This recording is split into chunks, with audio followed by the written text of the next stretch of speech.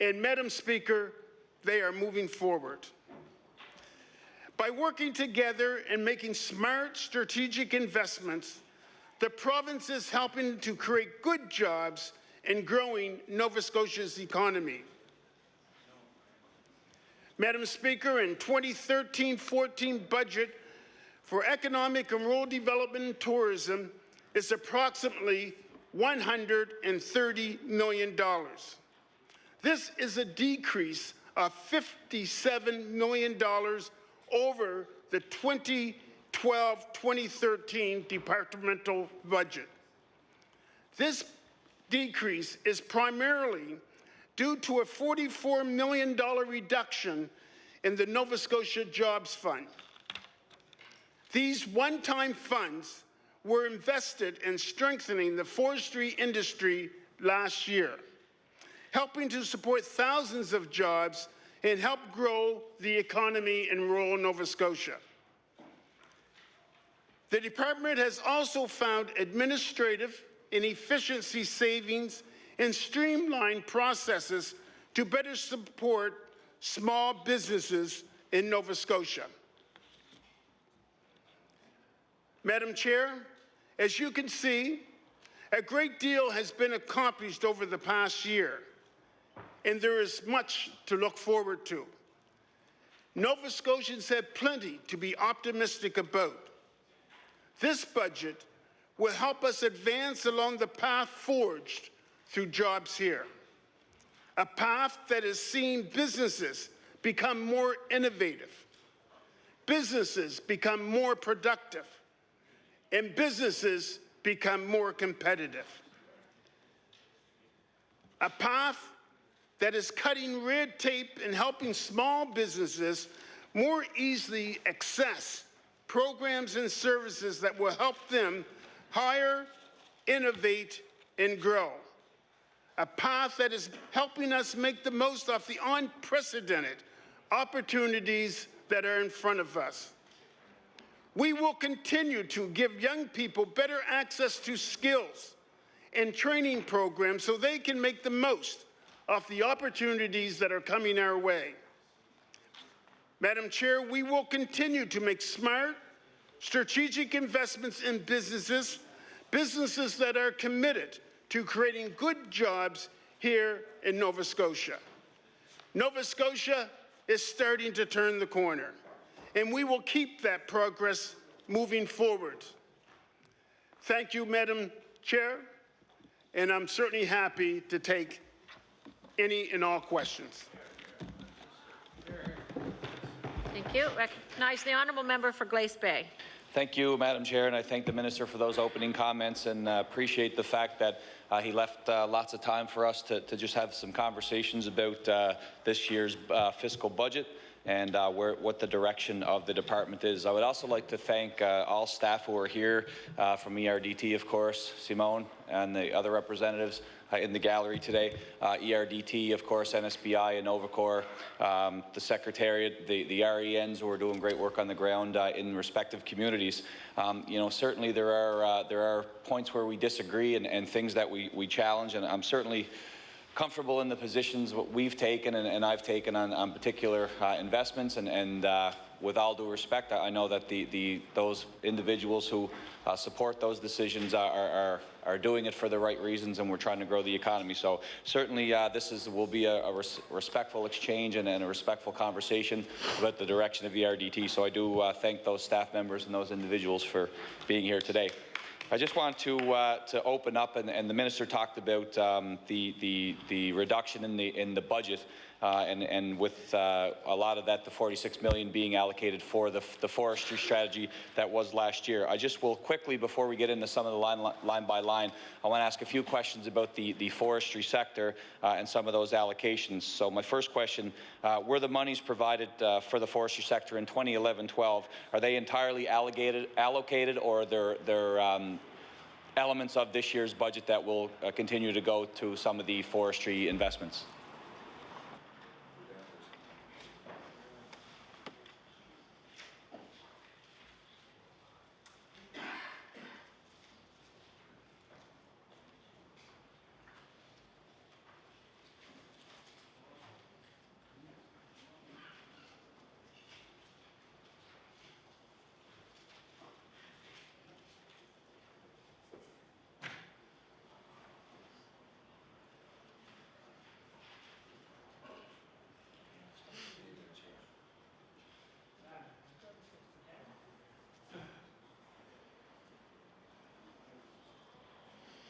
The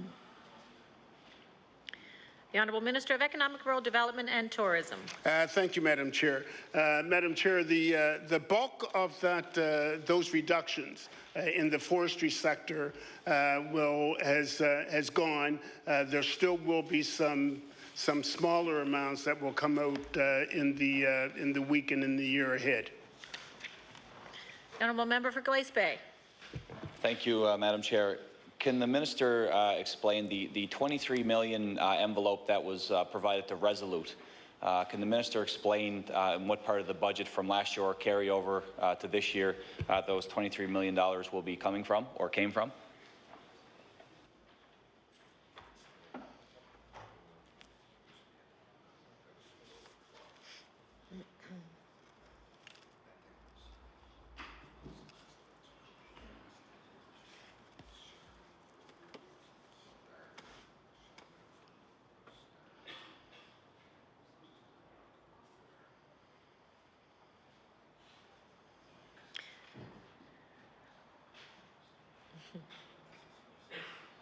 The Honourable Minister of Economic, Rural Development and Tourism. Thank you, Madam Speaker. As everybody knows, with respect to the forestry sector, is that it was one of those hiccups, if I may, that occurred in the province of Nova Scotia that was very, very unfortunate, and certainly one that wasn't predicted.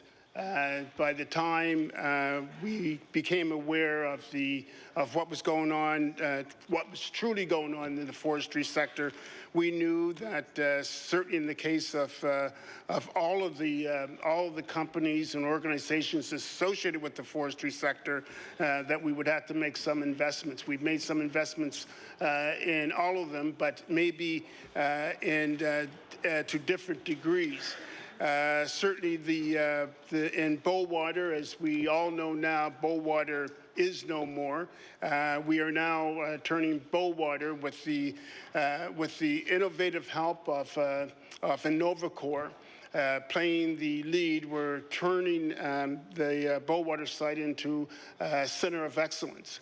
Certainly, I think the member opposite is well versed in the investments that we've made in New Page, Port Hawkesbury, and that with our involvement, the direct and indirect impact that we've had there, we're in the vicinity of 1,400 jobs.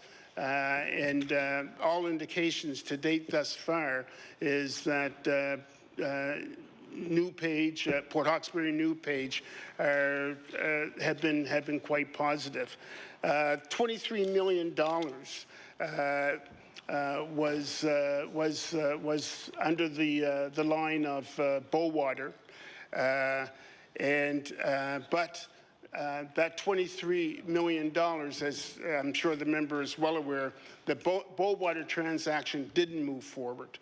But we were ready and prepared if all the T's had been crossed and the I's dotted in our efforts to save Bowater. It would have been a $23 million investment.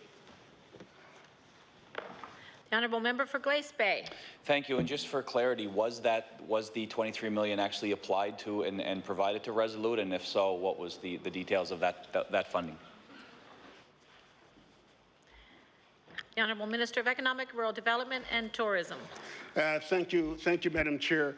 That $23 million that I'm referencing, that was money that was set aside and that was going to be invested into Bowater.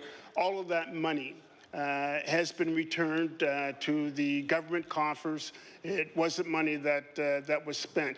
And if the member may not know, but certainly one of the things I do have to say, and I think it's not predetermined that I say this, but I think in our dealings with Bowater is that, in my humble opinion, the potential buyer of Bowater, I felt I walked away from my meetings, both with staff and with the potential buyer, feeling very, very good about the honesty that they entered those negotiations with, and how they dealt with staff, and I should say in general how they dealt with the problems of Nova Scotia. The honourable member for Glace Bay. Thank you. And the minister mentioned Port Hawkesbury and Stern, and I know this is a bit of a loaded question, or probably there's lots of layers to it, but would the minister provide just some information in the breakdown of the deal and of that funding that's been allocated for Stern and Port Hawkesbury? What line items will that money flow from, and what's sort of the time frame for that allocation to Stern?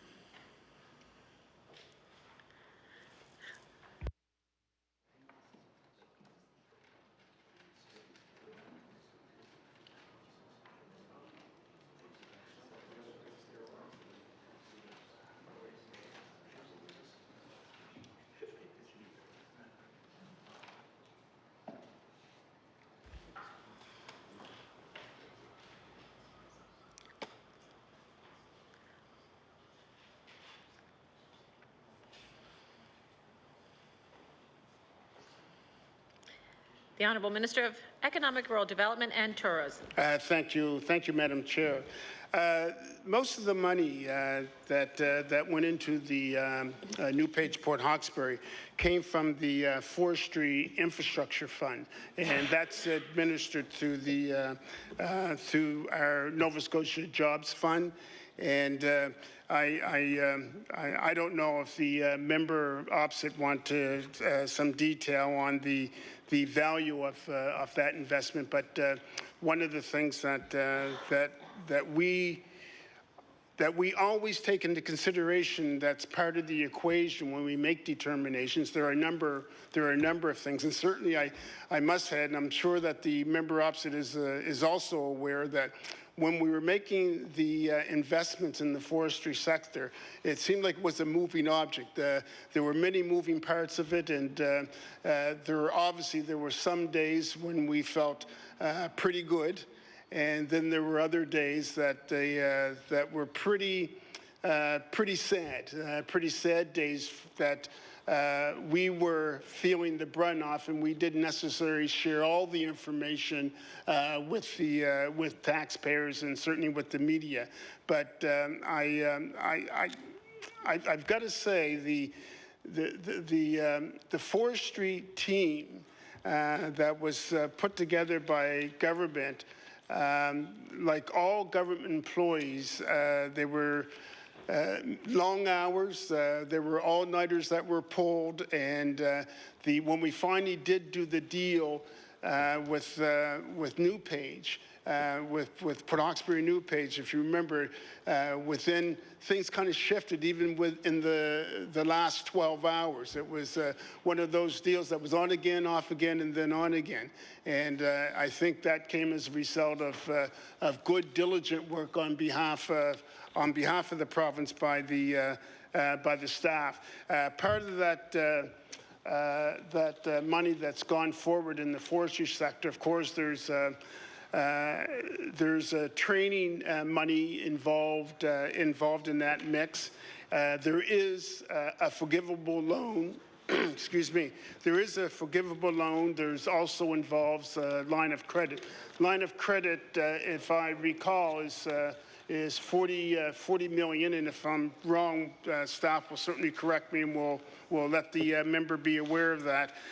There's also training there was a training allowance in there for $2.5 million that was going to assist employees to be better trained. And one of the things that I'll say here is that our government has invested a lot of money in training, period. And when you look at whether it be through the Jobs Fund or whether it be with in the forestry sector, that we've made significant investments with our funding. And obviously, there's a forgivable portion off that loan. But again, as with our forgivable loans, there are milestones that have to be met and before you can receive the forgiveness.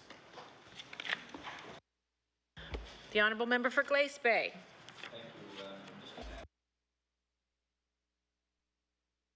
That the most recent deal. The components of the loan are $14.7 million repayable, 2.5 forgivable, and a refinancing from a previous loan, I think 2009, for 5.4. Would the minister provide information in sequence, just what, generally speaking, again, I know you don't have these very specific details, but a general breakdown of what the requirements are for that repayable, $15 million, what are the expectations for the 2.5 forgivable, and of course, what are some of the concepts and the components of that refinancing portion of the loan?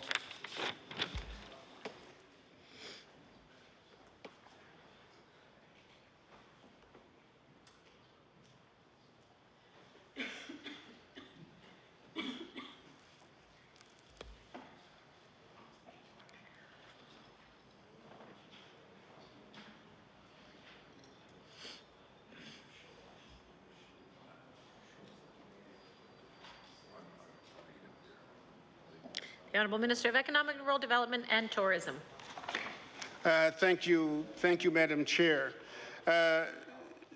The total amount for Northern Pulp, as the member accurately, is $17.2 million, and that's new financing.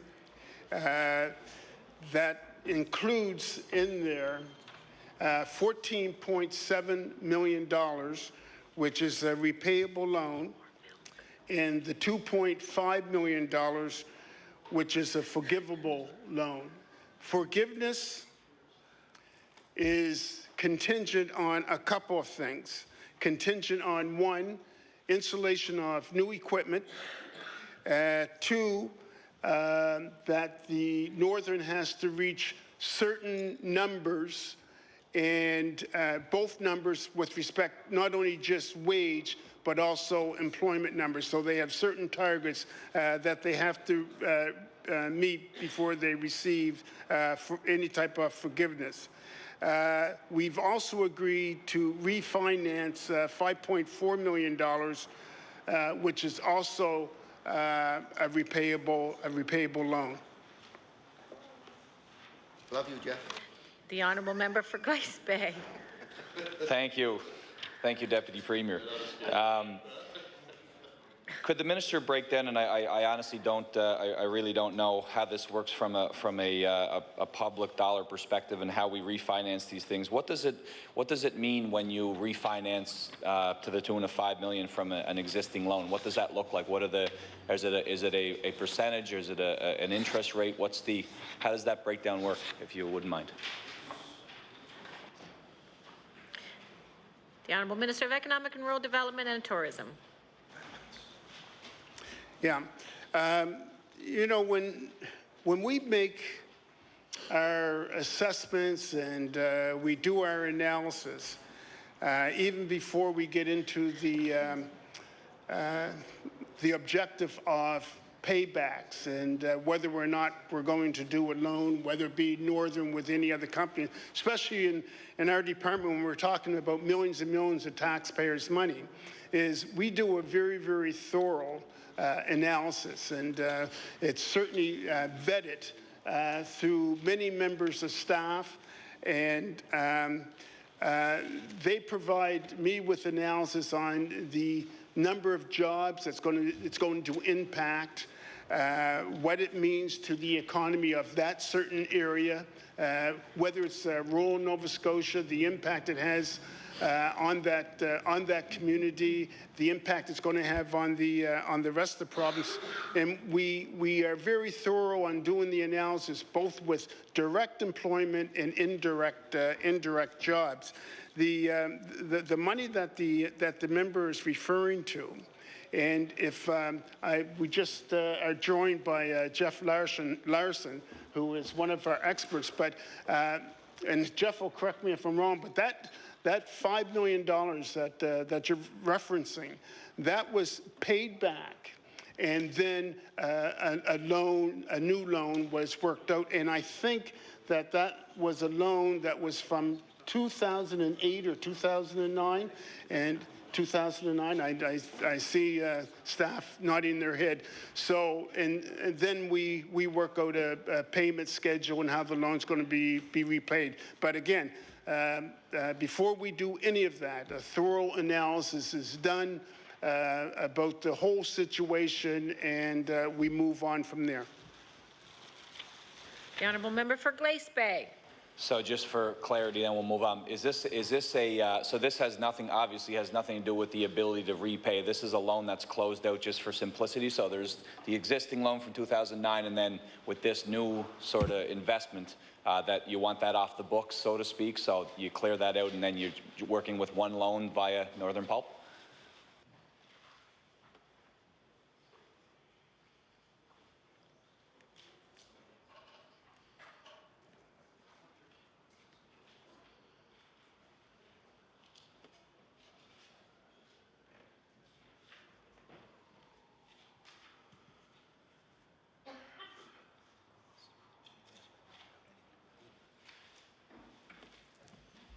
The Honourable Minister of Economic and Rural Development and Tourism. Yeah, I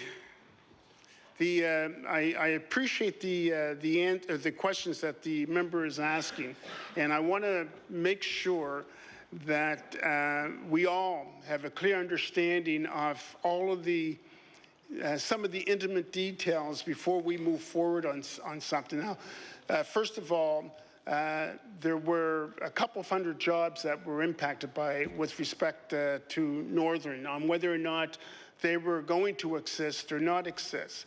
That's certainly part of us moving forward. Also involved in the analysis, we also looked at the issue around air quality.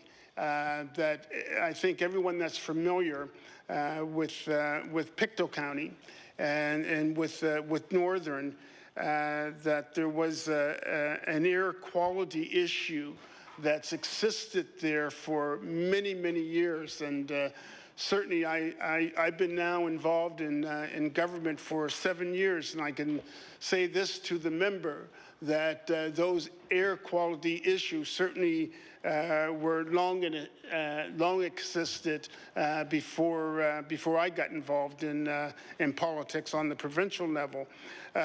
So part of this is about the natural gas line going into Pictou, and about improving the energy sources for Northern to improve the air quality for the residents that live there. Our goal is, and as always, is about job production, about the good and the benefits to Nova Scotians, and again. The loss of 200 jobs in rural Nova Scotia is a heck of a lot more significant than it is in Halifax. Not that Halifax would bear the loss of 200 jobs, but the impact is greater in rural Nova Scotia. Yeah. The Honourable Member for Glace Bay. Thank you. And I've been to Northern Pulp, and it's certainly not dissimilar to many of the big industrial operations. It seemed like cash and assets were kind of the thing that strapped them down. So I'm sure this provides a new opportunity for those individuals. They have a product that is viable and it is coveted on the market. So certainly we wish them well. The minister mentioned the natural gas capabilities, which is certainly it's not only good for Northern Pulp, but it's good for the region, as many of the community assets can access that method of energy, and also, and this certainly isn't verified, but from what I understand, Northern Pulp may be considering an expansion in the future, and that seems to be on the table. The minister talked about the 46 million reduction in the global budget for ERDT is directly linked to the forestry strategy. So, having said that, if there are additional projects or investments that the government of Nova Scotia is going to look at, will that just come out of individual streams, or will there be another injection to support the forestry strategy going forward? With a one-year investment and a one-year sort of pocket of money, it seems like a short-term injection where, you know, some of these operations, if they are going to be viable, may need or may come looking for additional support. So just if the minister could comment on the forestry strategy moving forward. Yeah. Thank you.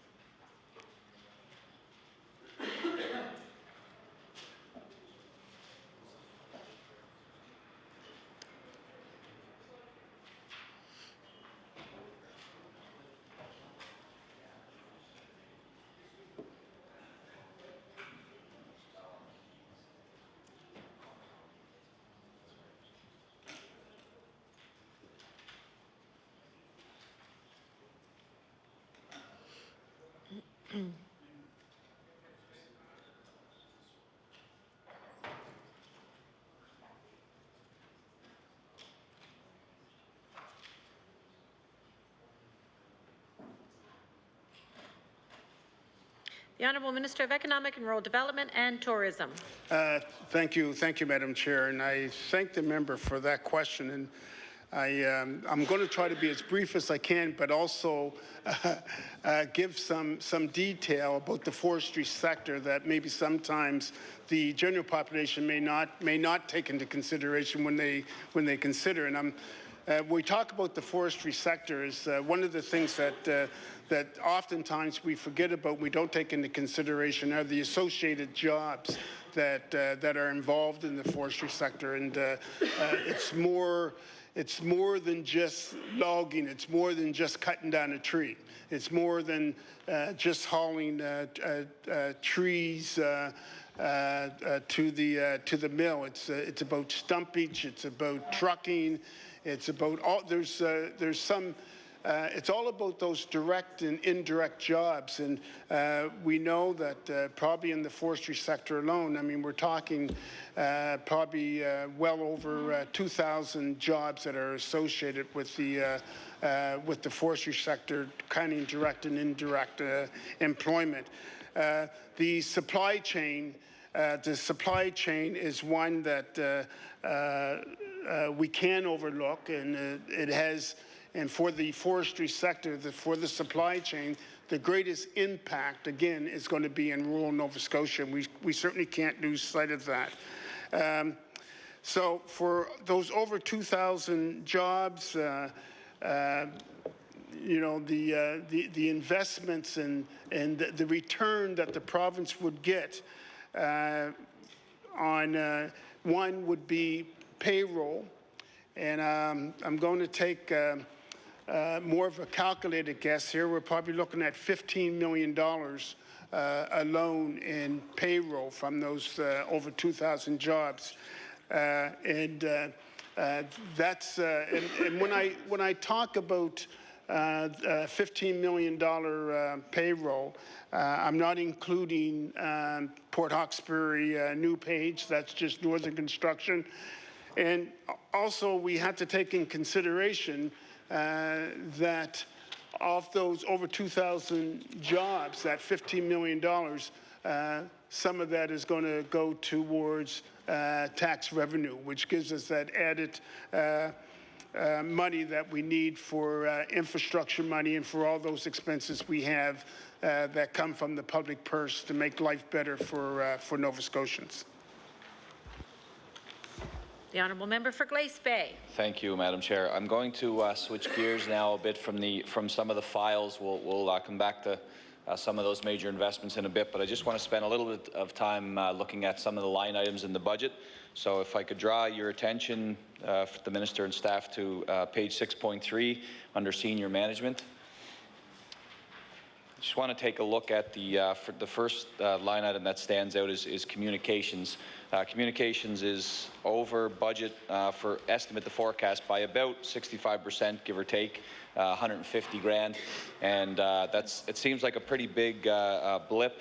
And then the estimate for this year, again, is 873. So could the Minister perhaps explain, it's a pretty significant cost overrun under that department for communications, particularly when I know that in grants and contributions, this department provides Communications Nova Scotia with about $500,000 for special projects and investments. So given all that, that is a lot of money to be over the budget for communications. So I'm just wondering if the Minister can provide an explanation.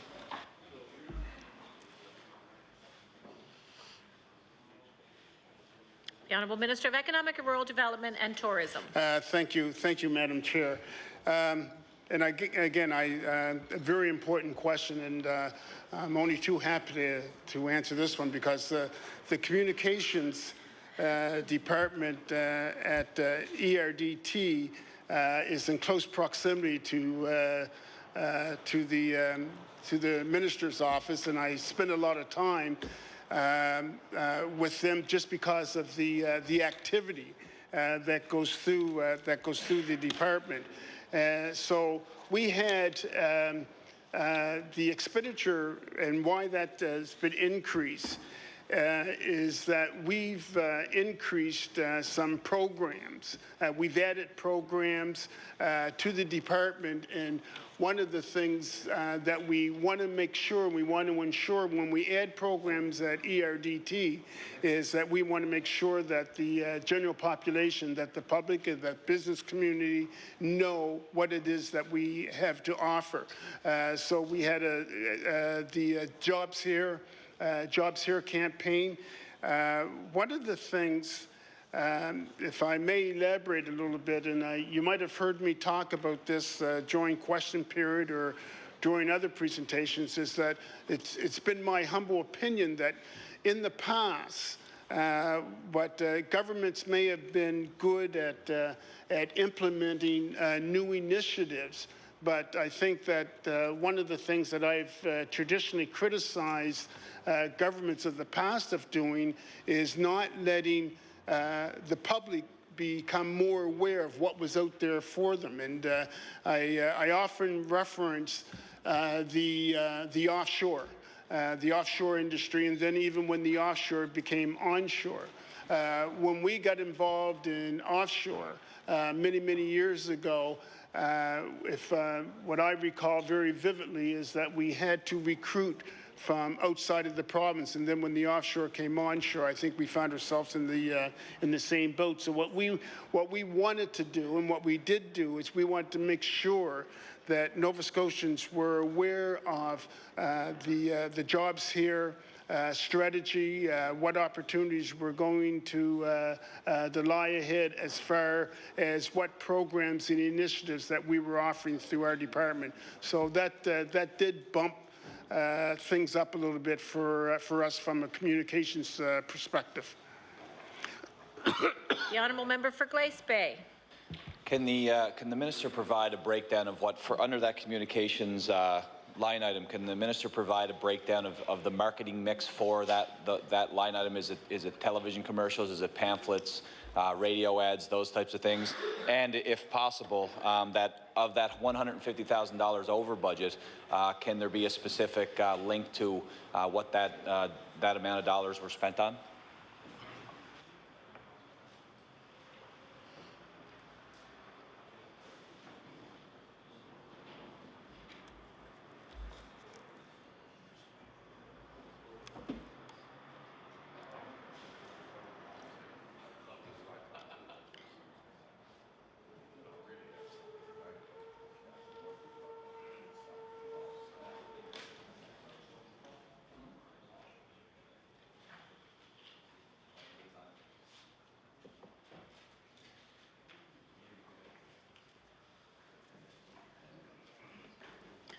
The Honourable Minister of Economic, Rural Development and Tourism.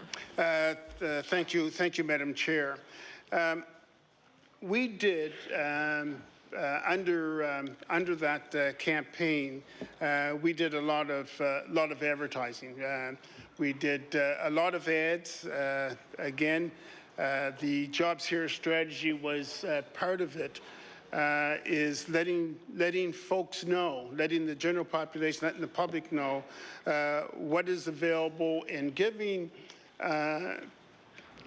companies and businesses the heads up on what they have to do to grow their businesses, about the opportunities that are going to lie ahead.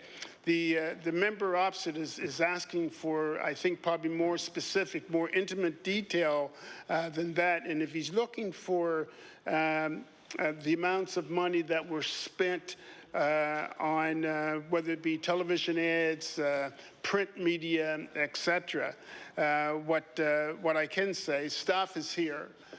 Staff is certainly listening very attentively, and for that really intimate detail may require a little research by staff, and I will say that staff will make that available, if not today, then before the end of day tomorrow, for the line items when it comes to what's been spent or allocated individually. And I don't have that information, but I can elaborate on the reasoning and the purpose of, but the intimate detail would have to come more directly from staff.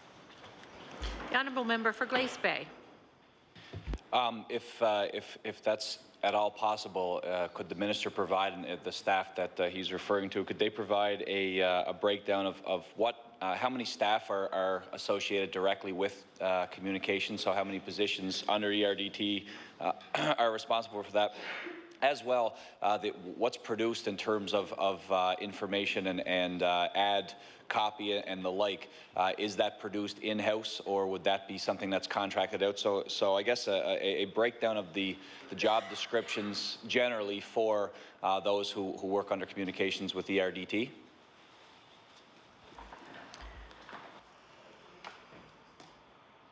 The Honourable Minister of Economic, Rural Development and Tourism. Thank you, Madam Chair. I can say to the member through you that some of that detail we do have, and it's when it comes to staffing. Numbers around staffing are very easy. I can, and we're talking our communications department. I can give you the number of staff that are involved. 1, 2, 3.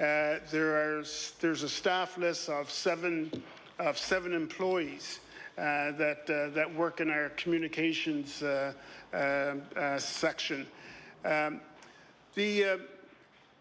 One of the things, and I think, I don't think I know. I've heard this sometime. The opposition party, both parties, in fact, comment during question period about if nobody knows about the initiatives and the programs that you have, then not everybody's going to apply. And one of the things that we want to ensure is that everybody knows. And certainly one of the things that we've done along with the advertising campaign, we've even piggybacked on the advertising campaign by streamlining some things for businesses. And by that I simply mean, and a good example would be on our web portal. And now how we have 5 buckets and that house now somewhere in the vicinity of 40+ programs. So in years gone by, or even I'll go say months gone by, for the business operator who had to go into the web portal, and if he or she were searching for anything, it may take them forever to find it. So what we've done is we simplified I guess the route for them, made it that much easier, and thus eliminating some red tape. And so I gave you the, provide the member with the numbers of the number of employees that we do have. And again, I'll just reiterate for the benefit of the member, for the more detailed stuff, the more intimate stuff, I'll rely upon staff to make sure that we get that to them. The honourable member for Glace Bay. Thank you. Just looking at the deputy minister and associate deputy minister line items, the deputy minister's looks pretty flat estimate forecast to the next year's estimate, or this year's fiscal year estimate, while the ADM looks like it's underspent by $100K and is budgeted for an additional $200K for this fiscal year. So would the minister provide rationale why the distinction is there? Is it simply salaries? Is it a shifting of responsibilities, or is there another reason why there's a bit of a shift there?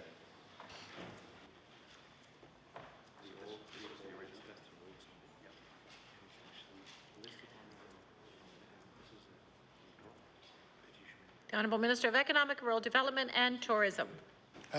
Thank you, Madam Chair. For that department, for that office, in the past, it was an office that was truly underfunded. We've got an associate deputy minister that's been with us now for a period of time that wasn't there before. So the difference would be mostly and mainly around vacancies that did exist and maybe possibly now don't exist, but also one of the things that we've done through our budget deliberations within the department, through, and I wish I could take all the credit for this, but through the deputy and through the associate deputy and through staff themselves, is we've been making really strong efforts on being more efficient. So we've reduced. We want to reach, to get back to balance. We want to make sure that ERDT were making their contributions towards that goal, and this was another way that we could do it. The honourable member for Glace Bay. Looking at the NS Gateway Secretariat line item, the final line item under Programs and Services, budget estimate last year was $1.4 million, now down to $557,000, which is a significant drop. Came in extremely under budget, and now is diminishing by a little less than $300,000. What were the functions of this office? What are the functions of this office, and what's the rationale for such a shift downward in the budgetary line?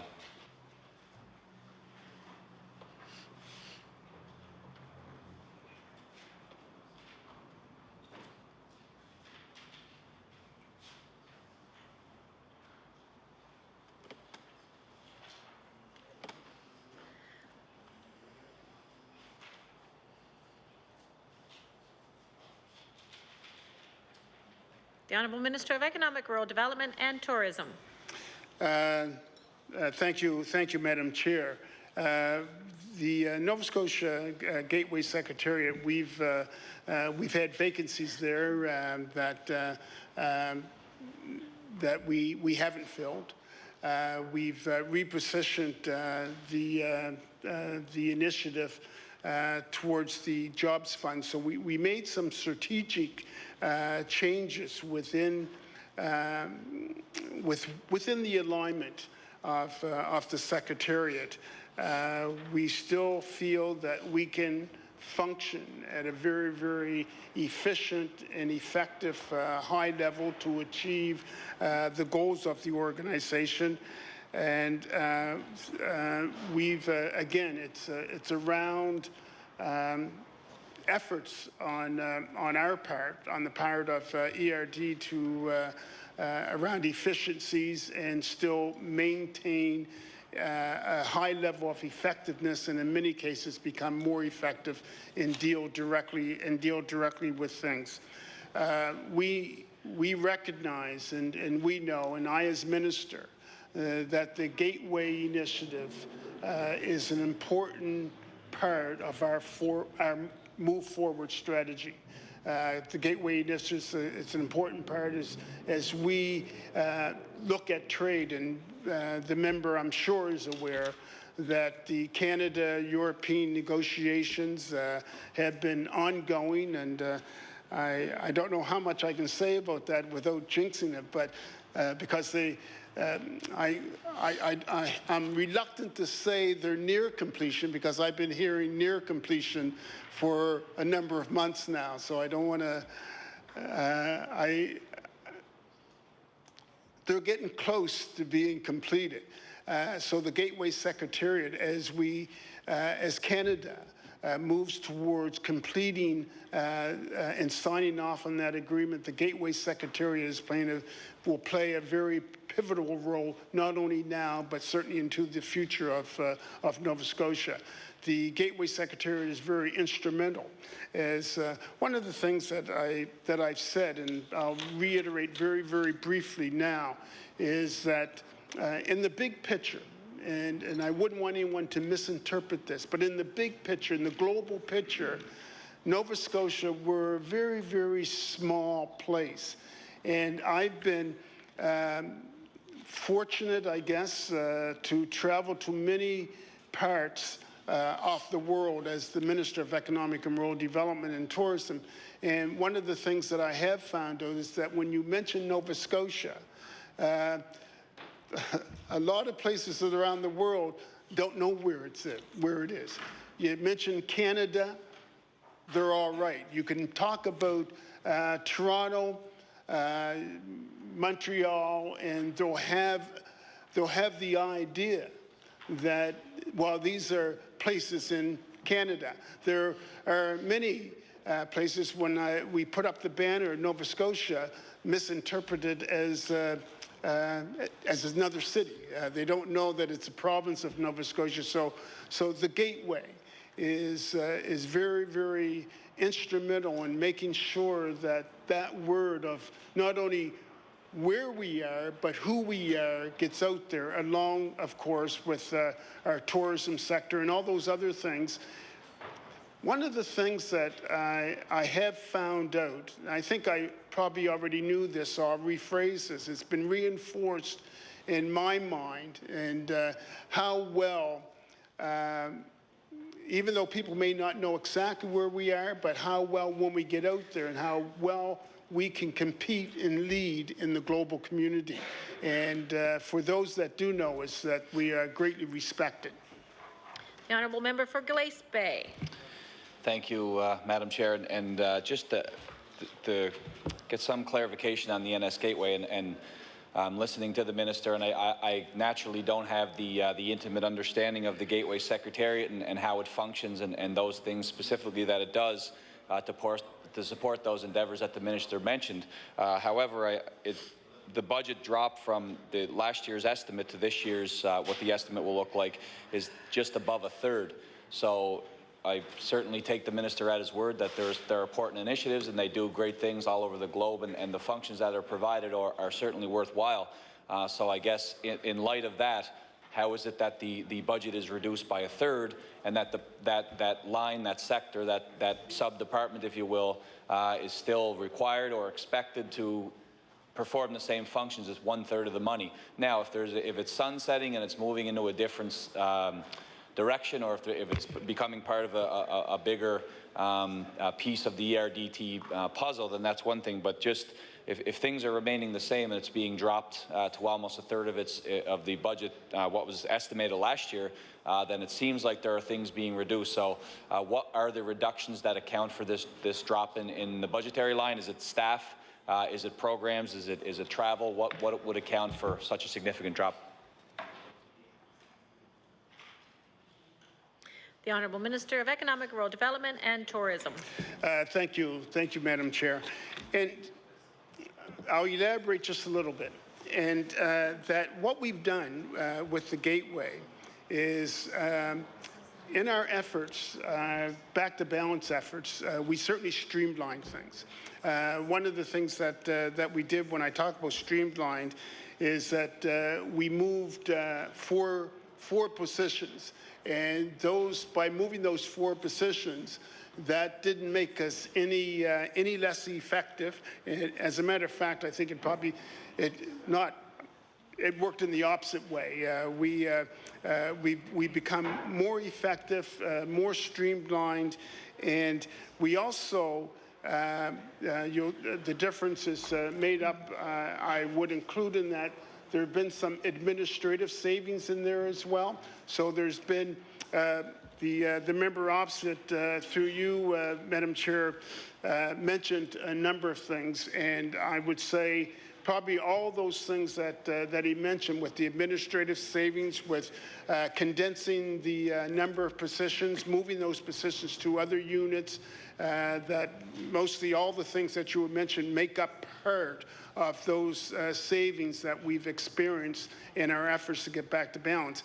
One of the most notable things that I, as minister, like all members of cabinet, we got, and I'll put it in the most mildest of terms, we got very, very clear instructions from the top that this was going to be a back to balance year, and that we were to do what we could, where we could, and do it in a way that wasn't going to damage the brand, and a way that was going to be more efficient.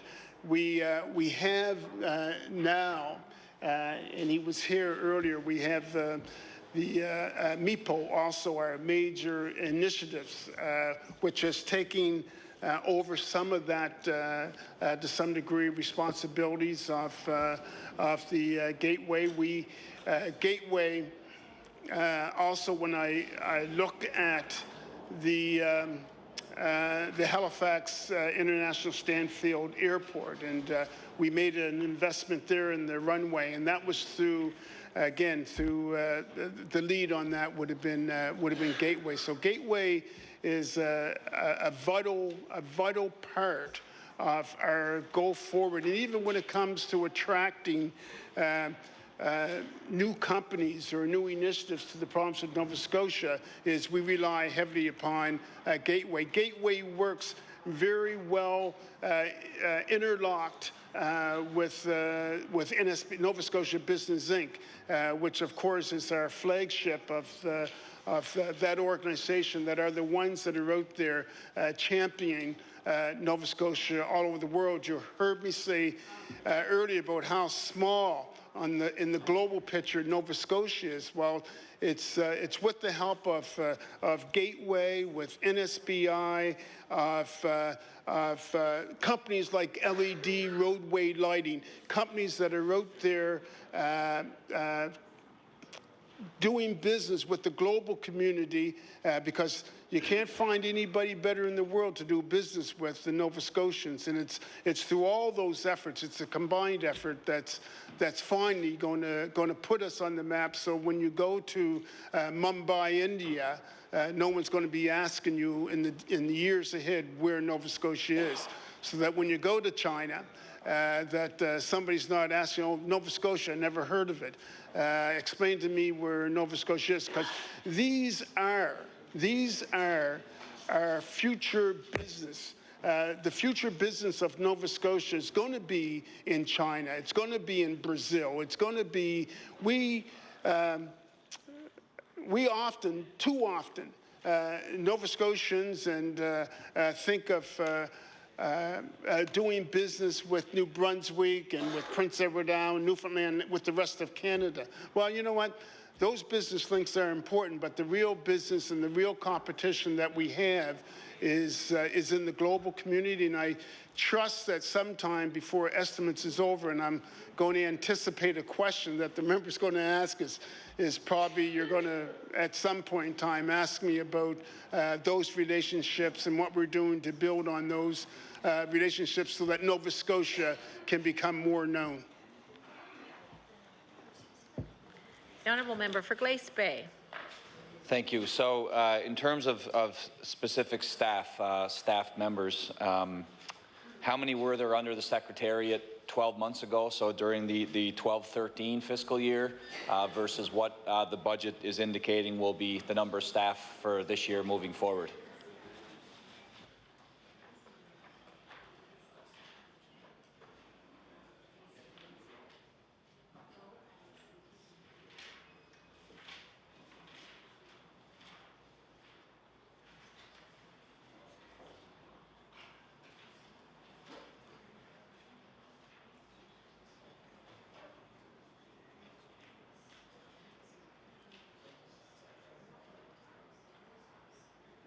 The Honourable Minister of Economic and Rural Development and Tourism.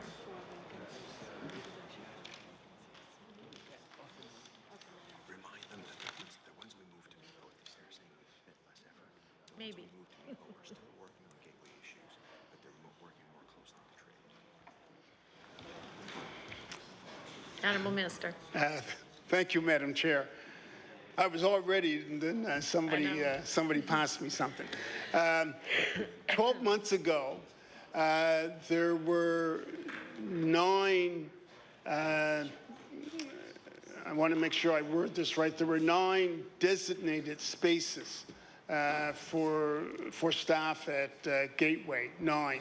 Of those 9 designated spaces, 5 of them were vacancies. So today we have 3 people at the Gateway. Now, I've mentioned MIPO and what we've done, and this is part of the efficiencies that we've done, is, and I guess I just want to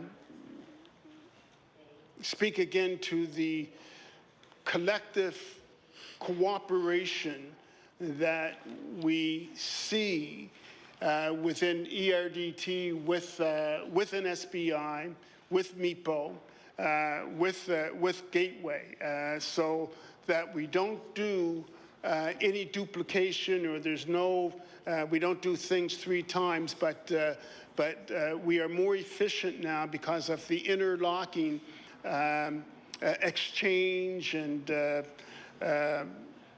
working relationship between those sections of our department. So it was 9, 5 of them were vacancies. That was 12 months ago, and now we have 3. The honourable member for Glace Bay with 5 minutes remaining. Thank you, Madam Chair.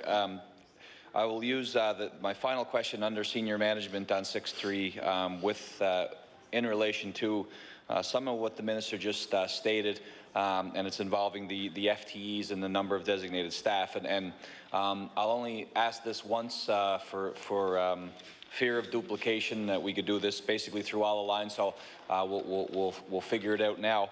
And if you look at this section in particular, so the estimate from last year was 22 positions, actual or forecast it turned out to be 14, and then the estimate for moving forward fiscal year is 16. So if you look at most of the subgroups within the ERDT budget, that is the same. It's the same path. It's certain number come in way under FTE projections, and then back up the following year.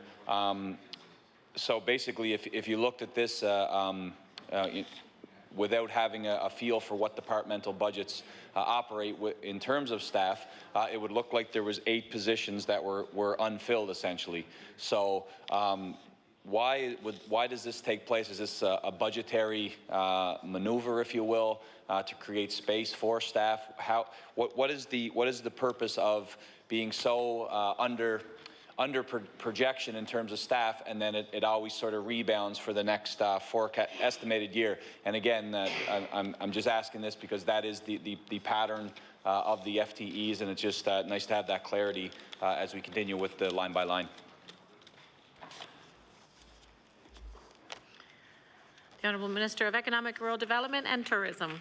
Thank you, Madam Chair, and through you, Madam Chair, to the member from Glace Bay, is what we've done at Economic and Rural Development and Tourism, we have reorganized.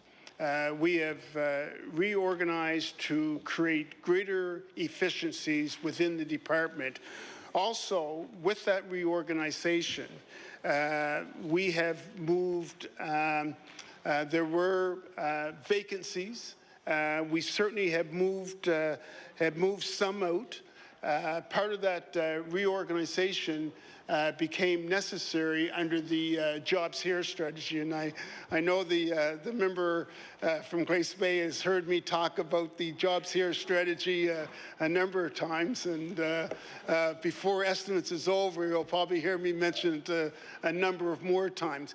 But part of, again, it's reorganization, and not only just the startup of the Jobs Here, but the whole implementation of the Jobs Here strategy. So you could chalk all of that up to just a complete reorganization of ERDT, and some of those vacancies have been moved out of the department altogether. The honourable member for Glace Bay. Thank you, Madam Chair, and just a bit of a challenge on that point to the minister. Certainly the efficiencies, it's not a departmental or a governmental issue for budget and the budget process. It's for all private sector, public sector, and anyone who puts together a budget, that's always a factor. And I certainly would, I understand that rationale without question. However, if you look at the estimates for the 2013-2014 fiscal year, almost all of them return, roughly speaking, to the estimate from last year. So if you're finding efficiencies, and I'll use again that first line, but you can use any line for the funded FTEs through the ERDT budget. So it goes from 22 to 14 and then back up to 16. So efficiencies are one thing, but we seem to be, if you're moving in an efficiency direction, that seems to contradict that path. And it would be the same for policy and planning, 28 down to 23. For this year coming, it's up to 30. Take investment and trade, 37 down to 25, which is a big drop in FTEs, back up to 44 this fiscal year. So that pattern doesn't really suit the rationale of efficiency. So if the minister wouldn't mind, would he explain why it goes back up for 2013-14? The honourable Minister of Economic, Rural Development and Tourism.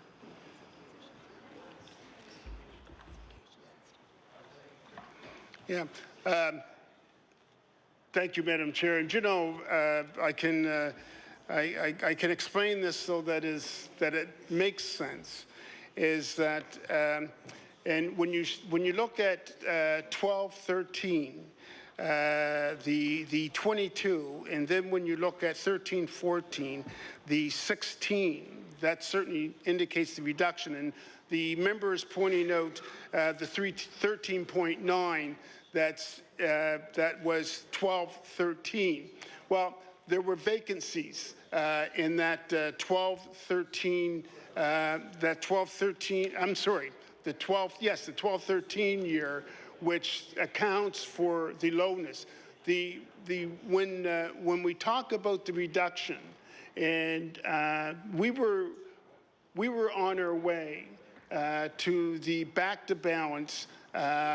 And so maybe that's where the confusion is lying. But there were vacancies in that middle year that wouldn't would certainly wouldn't be indicated here. So it's all around the vacancies. One of the things that I've noticed that's consistently from budget to budget, year after year after year, is that through ERDT, and I don't know if the other departments are like this or not, but we have vacancies that sometimes, because of the process, and I think it's a government process, that whether we fill vacancies or not, sometimes can take a very long period of time. And it's not uncommon in government to have vacancies around for months and months and months.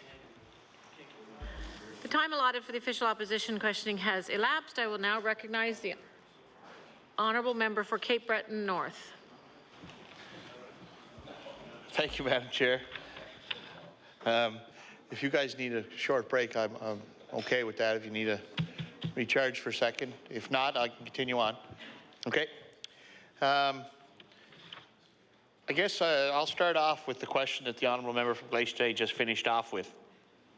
I see here, like, the full-time funded staff on page 6.3 is 22. You've actually used 13.9, which is 14, so that's 8 staff in the difference.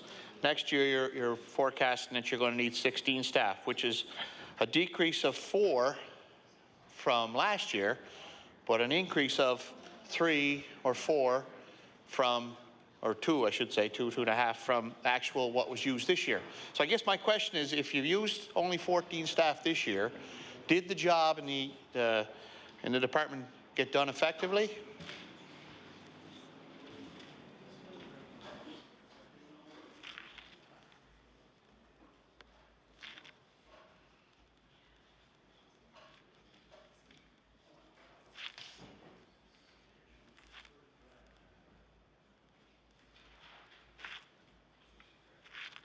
The Honourable Minister of Economic, Rural Development and Tourism.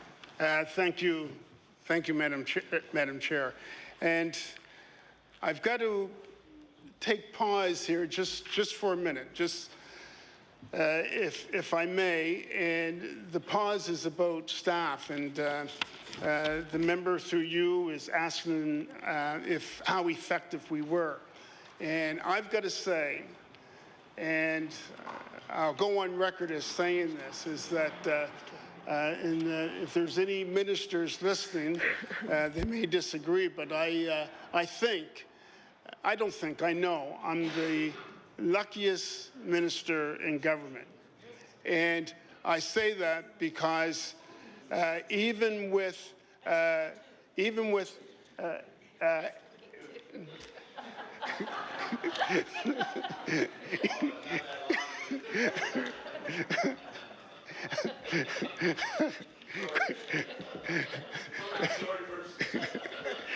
could we put that on the record?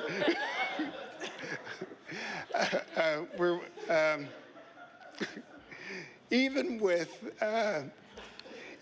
deficiencies when it comes to FTEs, and I can stand here in my place and say that the individuals that work at ERDT are second to none.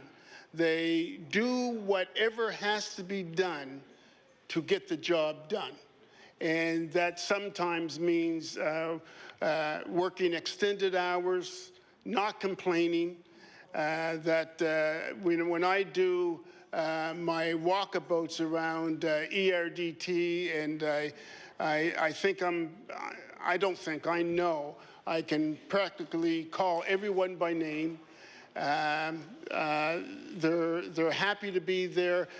Something that I've said consistently, that public servants are probably the most misunderstood people in employment in Nova Scotia, because what I see are very hardworking, dedicated individuals that go that extra mile to get the job done. So I thank the member for asking that question, because I don't think we boast enough about civil servants who deserve much of the credit as we move forward in the province of Nova Scotia.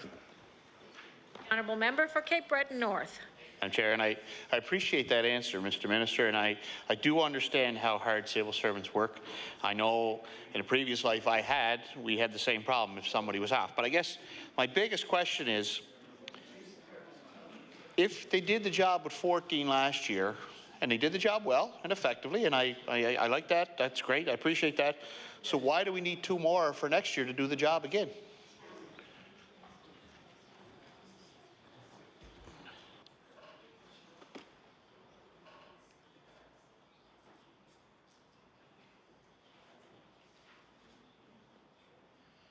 The Honourable Minister of Economic and Rural Development and Tourism. Thank you, Madam Chair. And again, this is a wee bit of a reiteration of what I said to the member from Glace Bay. And I I wouldn't want the member to get too caught up in the FTE numbers in the 12-13 year. As I mentioned, there were some vacancies there. We've got a complement of staff now that we feel are necessary to do the job as we move forward. I mean, without a doubt, ERDT staff got a huge responsibility on their hands. There are a lot of Nova Scotians, as optimistic as Nova Scotians may be about the future, they are relying on, to a large degree, on ERDT to play a real leadership role as we move Nova Scotia forward as a province and strengthen our economy. So during I got to make sure I get the years right. 12-13 with the 22 FTEs and the 12-13 down to 13.9. There were most of that's accounted through for around vacancies that weren't filled, and certainly at 13-14, 16 FTEs, and also in. Yeah.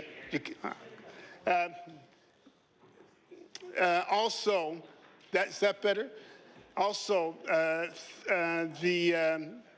through this fiscal year, we had that, or the previous year, we had that transition period. So we were transitioning into what we have now, and so we are pretty comfortable with what we've got now.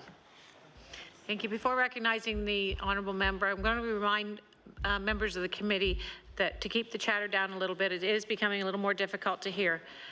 The honourable member for Cape Breton North. And Minister, I appreciate that answer, but I guess my question is, your budget for 22, you only needed 14, the job got done effectively. Next year, you're saying you're going to need 2 more to do the job. So either you overinflated your estimate for last year, you underused your staff for last year, or you're inflating your budget again for this year. I guess my question is, if it's done with 14 one year, how come we have to go with 16 again the next year?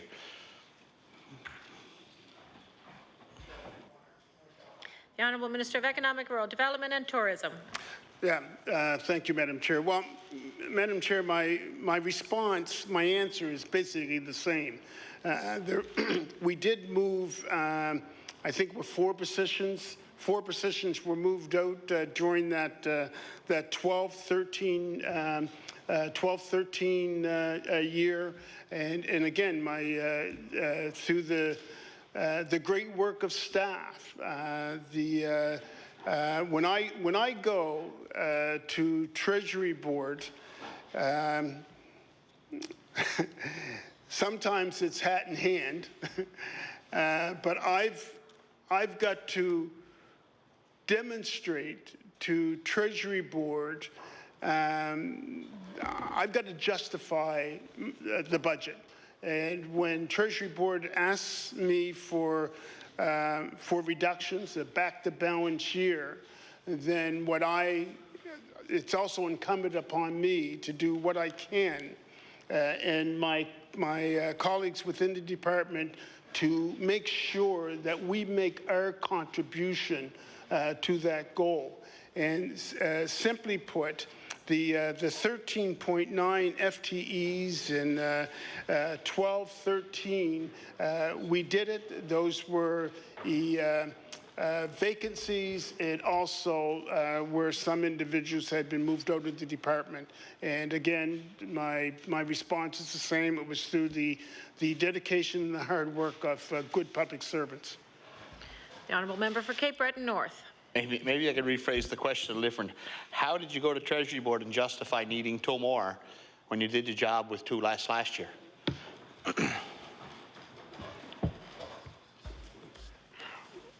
The Honourable, sorry.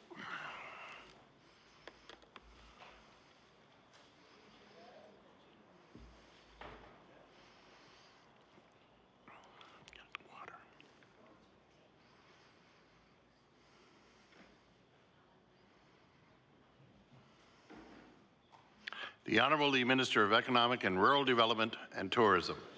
Thank you, Mr. Speaker. Mr. Speaker, I'm sorry, Mr. Chair. You know, basically, my answer is the same. It's not as if the department couldn't use the complement that it has now, and that's the complement of 16. And I want to be very, very clear on this. When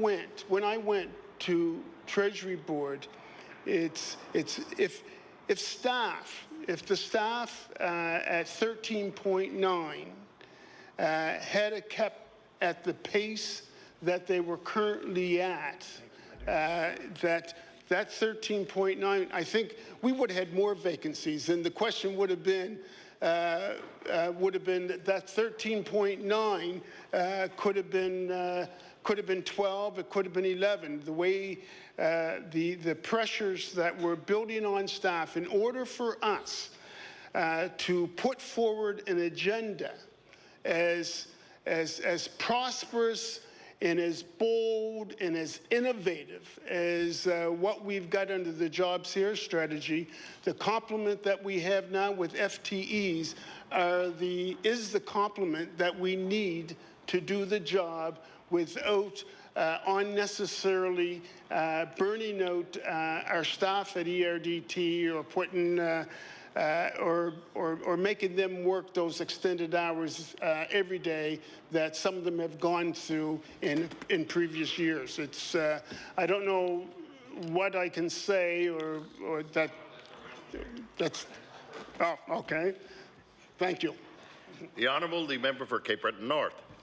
Thank you. That's the question I've been wanting to hear now for 2 years, and I've asked those questions on full-time equivalents, is that you just couldn't do it because the staff couldn't handle it for an extended period of time. Thank you. So, I guess my next question is the money from the less staff this year, does that go back into the general budget for ERDT, or is it used in another department for funded staff?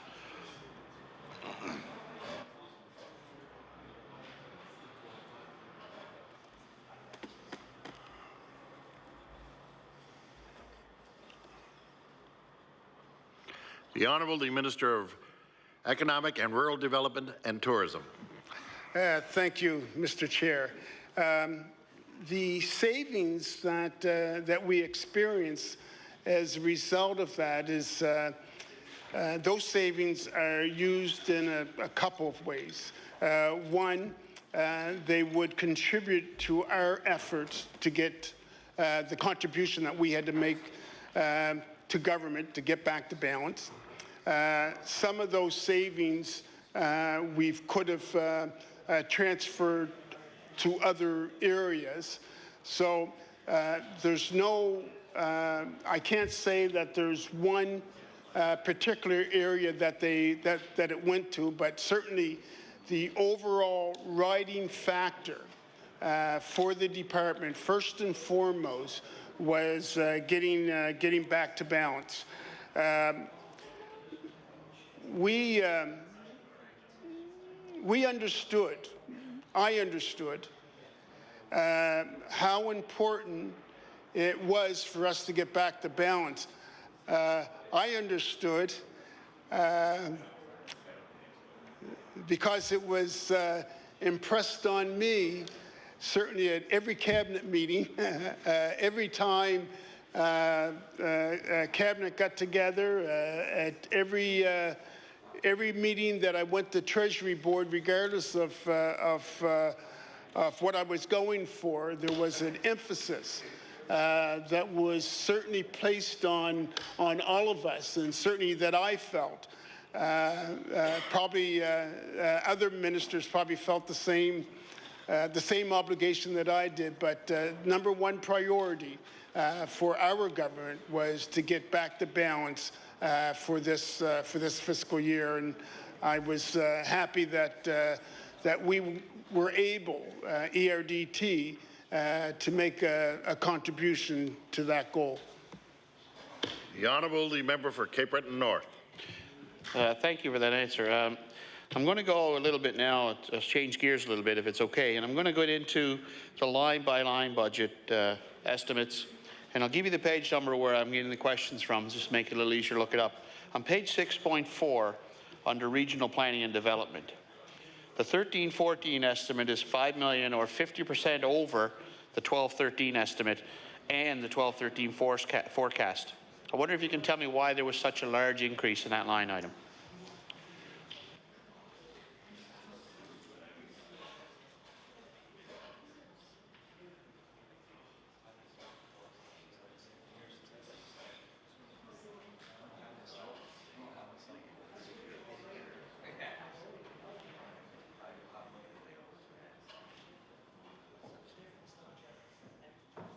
The Honourable, the Minister of Economic and Rural Development and Tourism. Thank you, Mr. Chair. Good question, and I hope I got an equally good answer for you. The change was that certainly we had some changes. We've undergone, ERDT has undergone some changes. One of the most significant changes is tourism. Tourism was transferred in. Tourism at one time was a standalone and became part of economic and rural development in tourism. There's also the visitor services, which was certainly added to that, which would include 71.9 FTEs. That includes visitor information centers, call centers, the Tourism Accommodation Act maintenance. Signature Resorts was another 4.1 million. 4.1 million, almost, well, it was more like 4.2. I think it was $4,190,000. So the most significant move would have been with the tourism agency. When it transferred in, there would be a cost associated with that, and that would have been close to $10 million. We felt that tourism as a standalone and tourism with communities, culture, and heritage, it wasn't the right mix that we felt in the area of promoting tourism. We thought that tourism would be better served if it was in with economic and rural development, because a large part of tourism is about rural economy. Tourism is a $2 billion industry in the province of Nova Scotia, $2 billion, which makes it one of the most important industries that we have in the province. And I think we in tourism, I think we employ something in the vicinity of 26,000 jobs in the area, and most of those jobs are in rural areas of the province. So again, that's a very important part of our economy, and it's a huge contributor. So that's where the difference is. The Honourable, the Member for Cape Breton North. So tourism wasn't in part of the Economic and Rural Development Tourism budget last year? Is that what you said?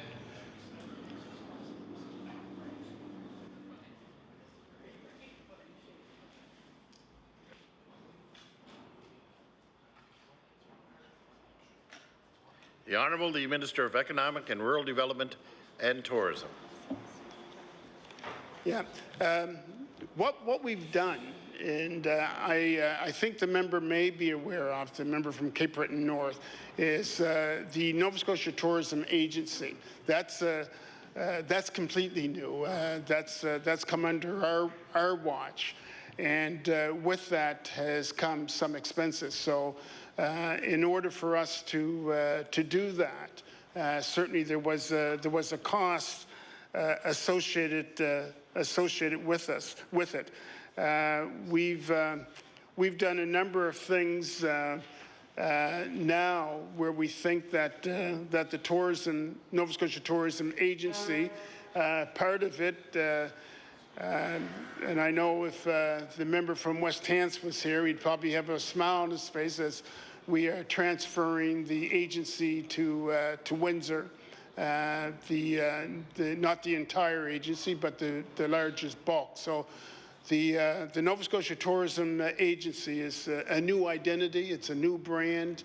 It's going to better serve Nova Scotia, and part of and I'm sure the member has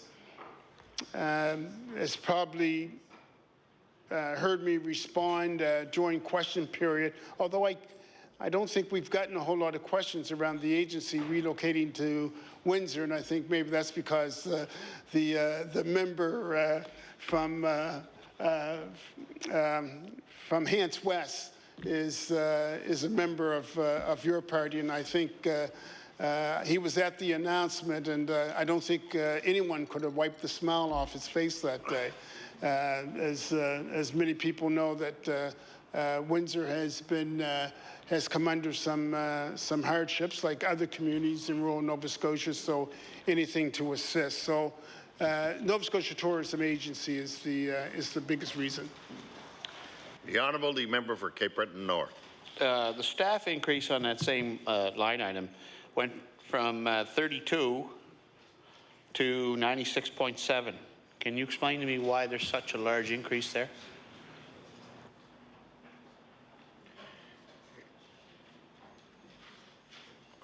The Honourable, the Minister of Economic and Rural Development and Tourism. Thank you, Mr. Chair. Mr. Chair, through you to the member from Cape Breton North. One of the things I mentioned that we transferred, coming in would have been the visitor information centers and the call centers, and that was, I think, the number that I mentioned was 71.9 FTEs. So that accounts for a large cluster of the increase in the FTEs. There's also the tourist accommodation maintenance that would have added to those FTEs. So that's where the numbers are coming from. It's all related to tourism, that great economy. The Honourable, the member for Cape Breton North. If we move now to investment and trade, and the 13-14 estimate is 45 million or 46% less than the 12-13 estimate and the forecast. Can you explain to me why there's such a large decrease in the investment and trade? The Honourable, the Minister of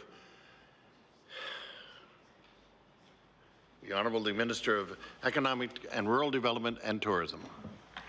Thank you, Mr. Chair.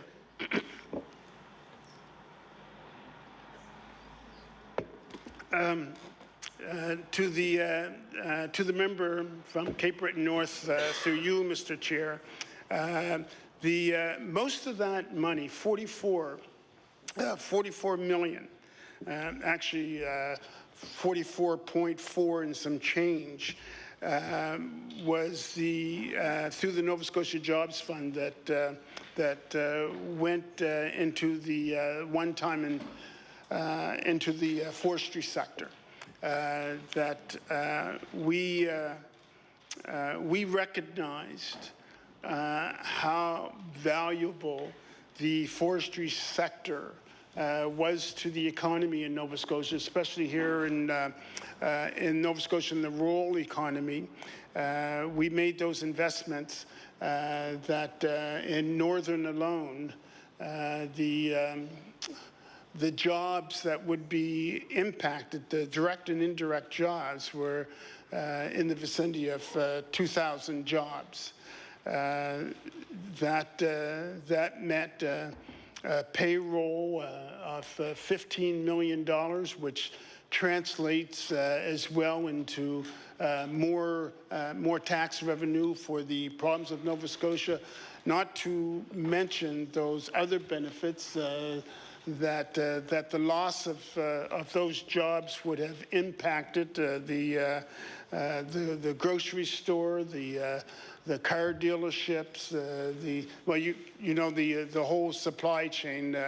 So that's where the bulk of that money went to.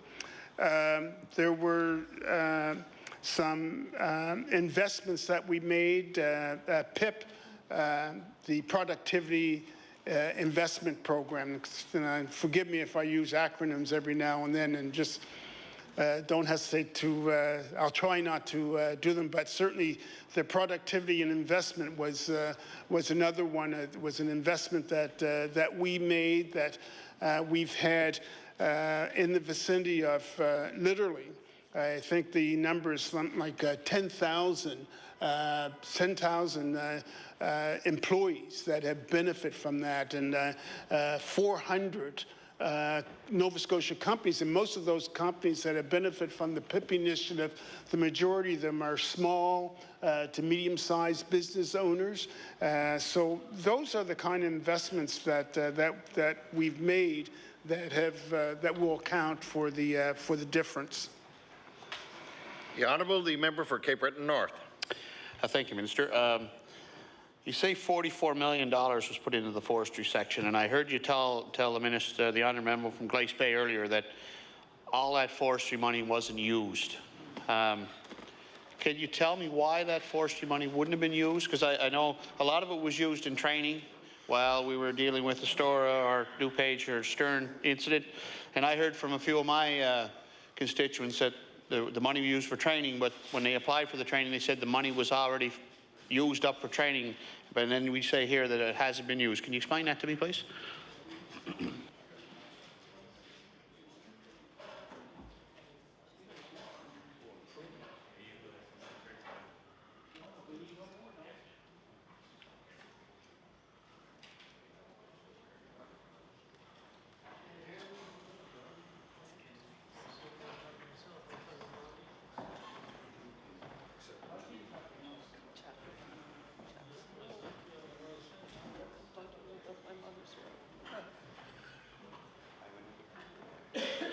The Honourable, the Minister of Economic and Rural Development and Tourism.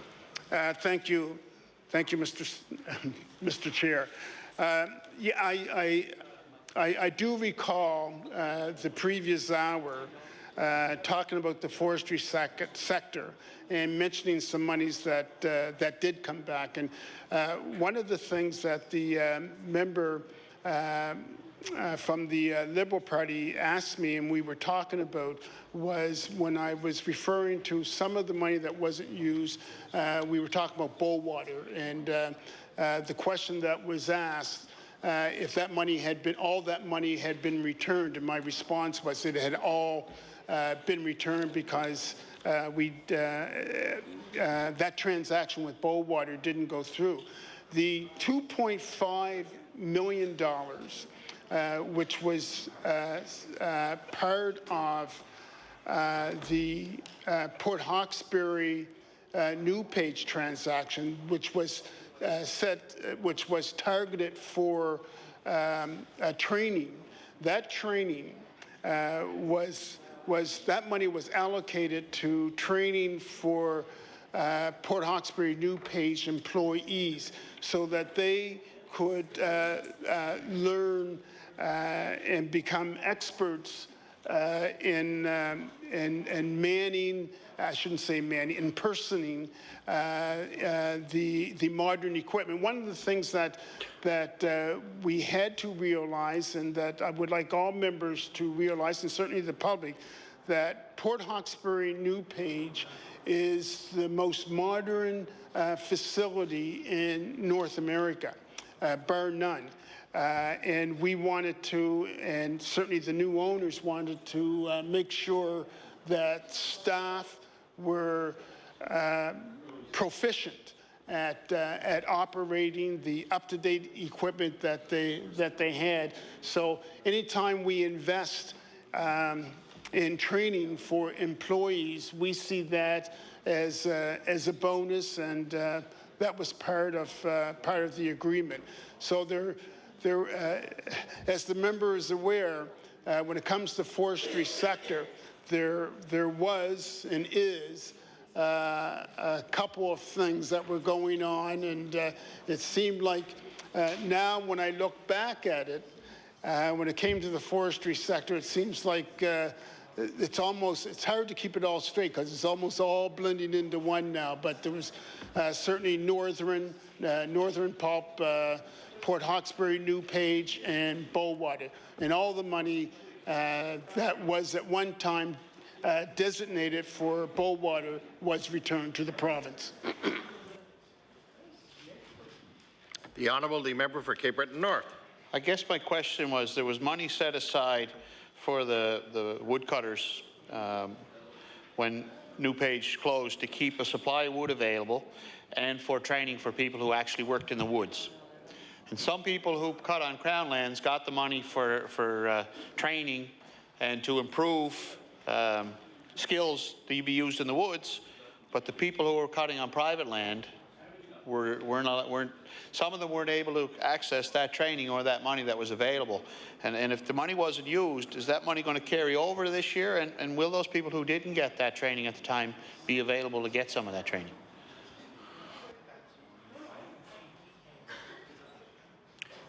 The Honourable, the Minister of Economic and Rural Development and Tourism. Thank you, Mr. Chair. Through you to the member from Cape Breton North, it's my understanding that you're asking me the question. I appreciate that, but certainly natural resources have been handling that, and I'm certainly not equipped. It's a question I think that would be more appropriate to the Minister of Natural Resources, because that's coming under his agenda. The Honourable, the member for Cape Breton North. And I see the Minister for Natural Resources wants to get up and answer it now. That would be a first in here. Do you actually want to get up and answer a question? Operating costs are down 54 million, or 38%, in the 13-14 estimate from last year. Where is that money going, and why are those costs down?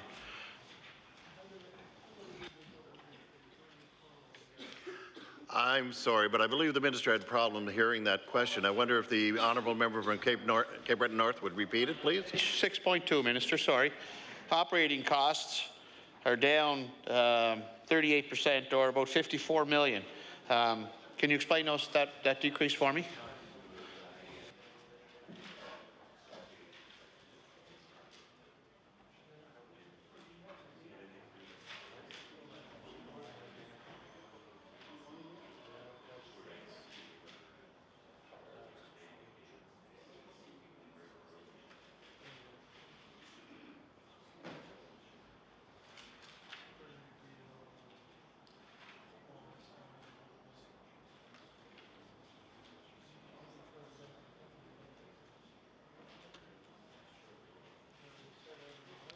The Honourable, the Minister of Economic and Rural Development and Tourism.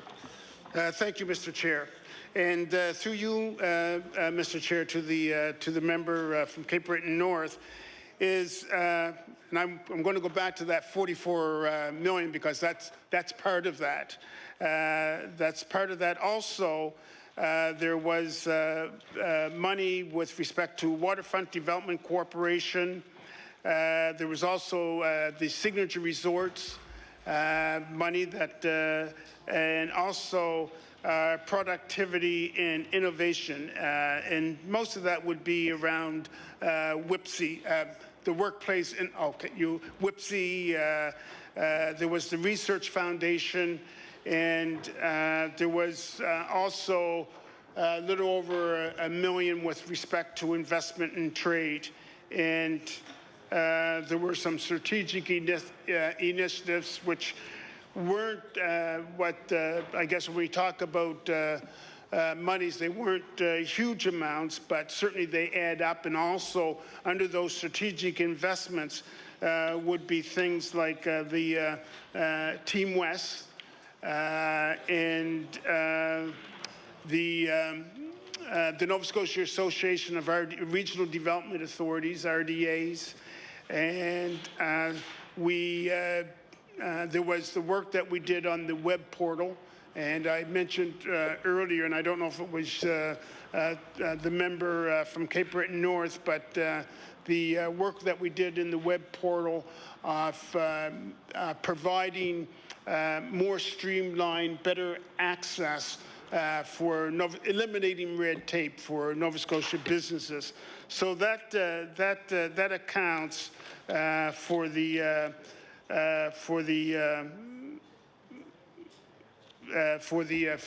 reductions. The Honourable, the member for Cape Breton North. And I probably heard part of this answer already, but I will ask again, and pardon me if you have to give me the same answer, because I'm just looking at your total department-funded staff, down to 225 this year compared to the 291 estimate, but back up to 274 next year.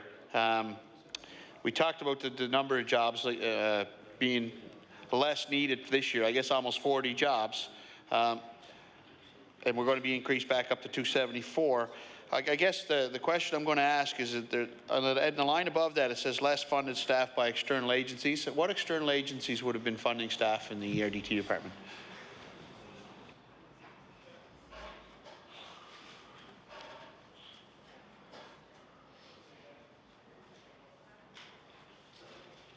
The Honourable, the Minister of...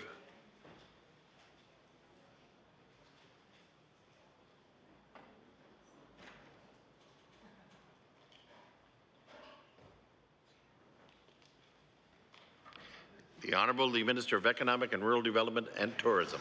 Thank you, Mr. Chair, and through you to the member from Cape Breton North, and to help you so you're not thinking about deja vu. No, you haven't asked that question before. The two positions that you are referring to is one is that they are with the resorts. One's at Celtic and one's at Digby Pines, and those are the two positions. And if I'm not mistaken, I think both of those positions are in the area of maintenance, and I'm getting the affirmative from staff. So that's the answer to the question. The Honourable, the member for Cape Breton North. If we slide over to page 6.5, innovation and learning programs in 13-14 are estimated to increase by 14%, or $3 million over the 12-13 forecast. Seems like that's a large increase. Staffing increased by 4 when the department operated with 6 fewer staff in 2013. Is increasing that staff, I guess, why is such an increase in staff if we need it for innovation?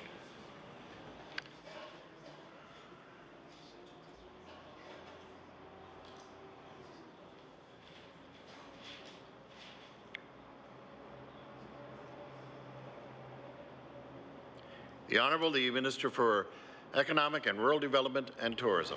Thank you, Mr. Chair.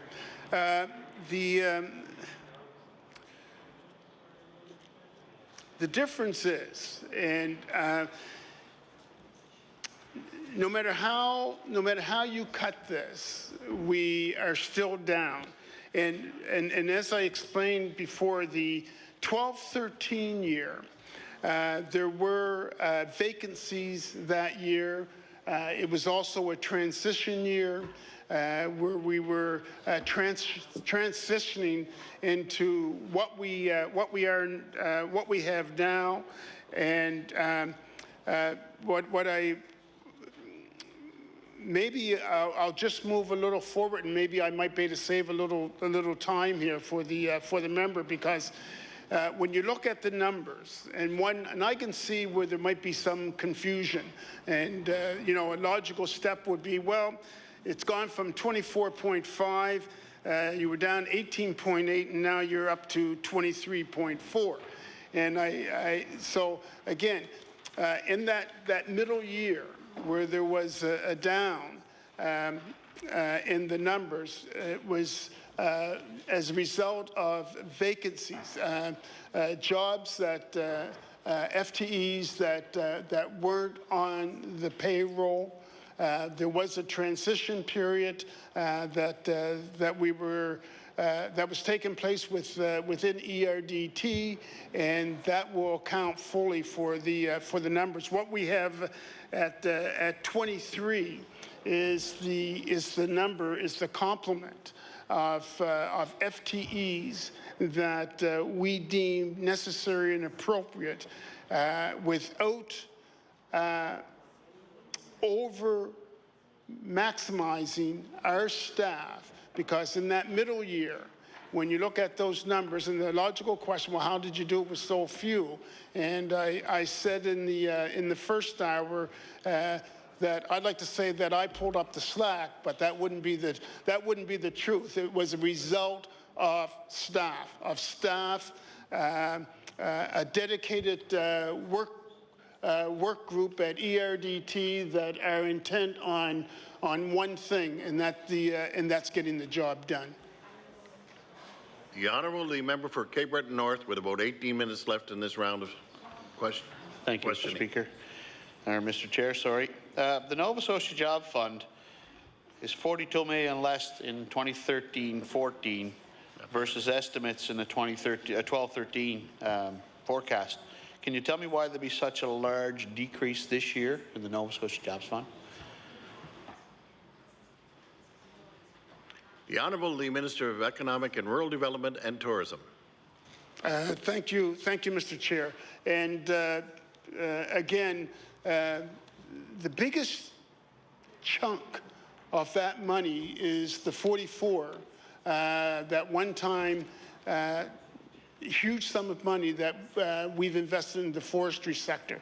And again, we did a really thorough analysis of the forestry sector and what it meant to Nova Scotians, and particularly those in rural Nova Scotia, those direct and indirect jobs. And we made that investment on the behalf of Nova Scotia taxpayers to save literally thousands of jobs, direct and indirect, to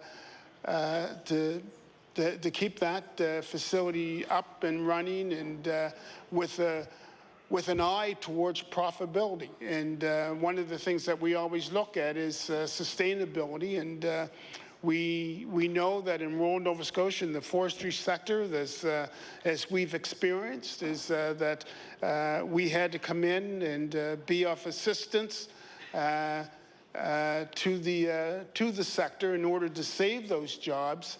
And again, the goal is not only for them, but also for us, is around sustainability, and the future, I trust, looks brighter today than what it did 6 months ago and a year ago. The Honourable, the member for Cape Breton North.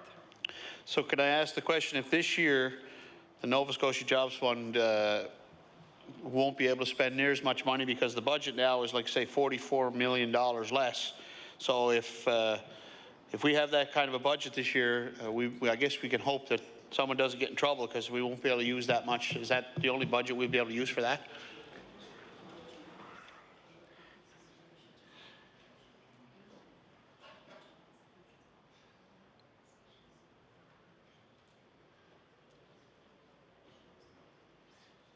The Honourable, the Minister of Economic and Rural Development and Tourism.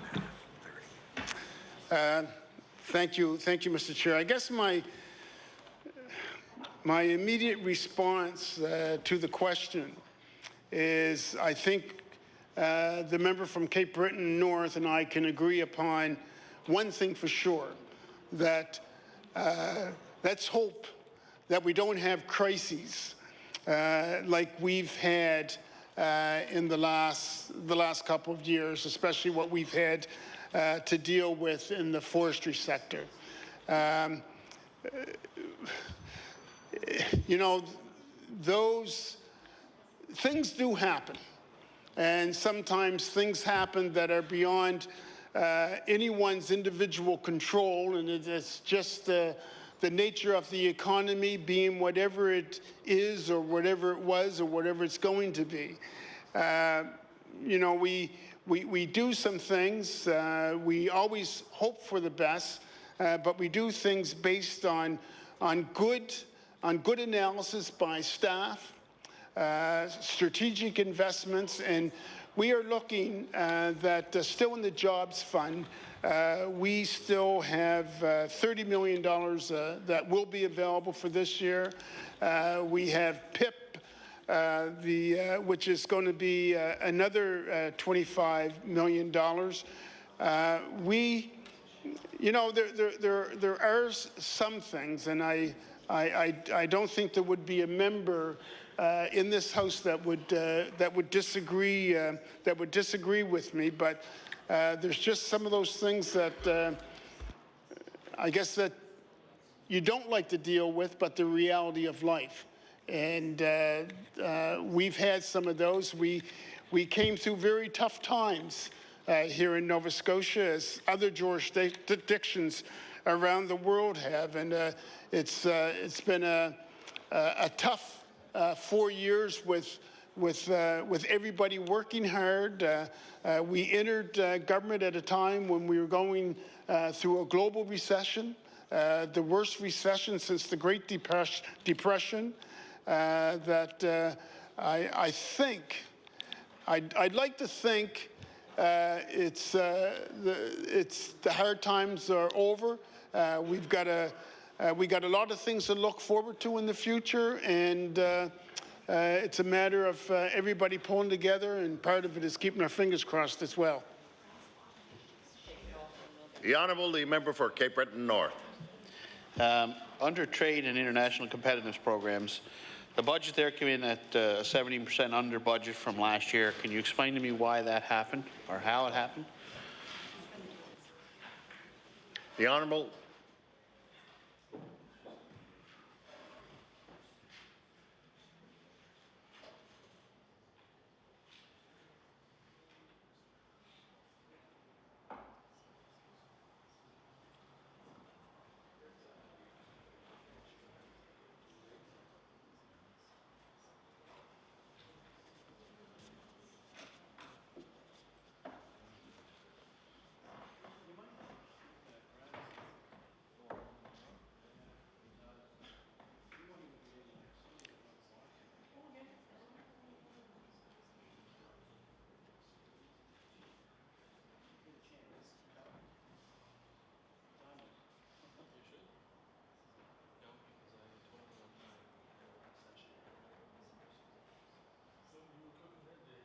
The Honourable, the Minister of Economic and Rural Development and Tourism. Thank you, Mr. Chair. And what we've done, or what we have, is we have a large part made up of temporary vacancies. So there have been some savings there. We've also had some program savings. We've also had some management, investment managers have been transferred, and there have been operational savings. So this comes back to, in part, our part of our effort to get back to balance, and that the request coming for us to do our part to achieve the goal. So we strategically we've done things, and part of this was we're also finishing up that transition period under the jobs here strategy. So there was some initial costs which were upfront. So I think it's fair. It's fair to say that we're quite pleased and quite happy as Economic and Rural Development and Tourism that we could make our contribution to the government to get back to a balanced budget. The Honourable, the member for Cape Breton North, with about 10 minutes left in this round of questions. So the increase in estimate for this year of about $1.2 million compared to what was used last year, is that because we're going back to our people came back to work, or can you explain that for me, please?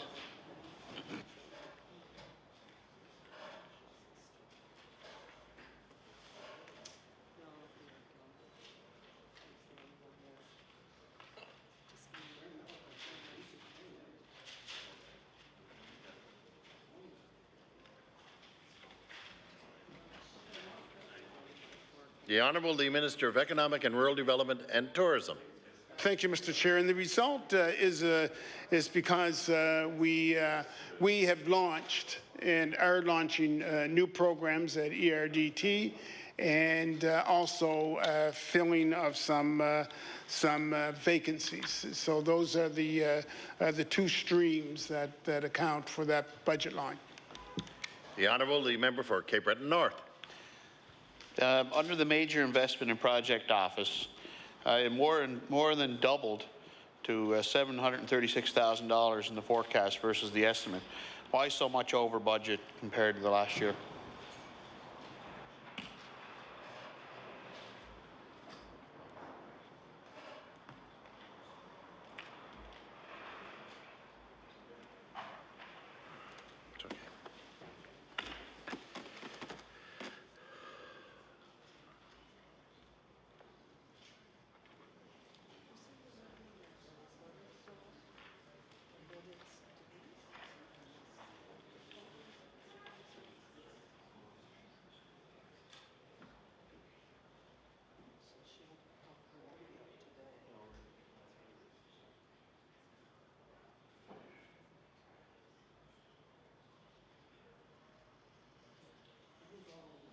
The Honourable, the Minister of Economic and Rural Development and Tourism.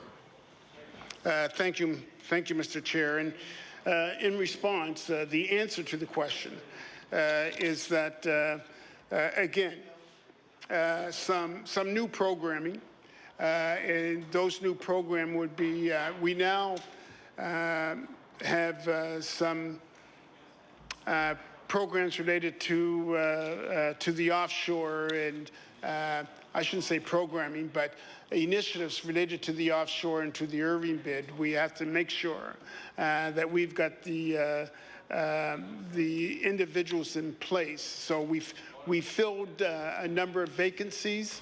Also, you've heard me talk before about FTEs and about vacancies. Well, now we've filled some of those vacancies.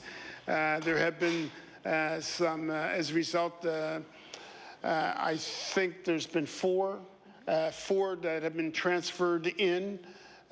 So we, again, in order for us to take advantage of the opportunities that now are in front of us, then we want to ensure that we've got the right individuals in the right places to do that.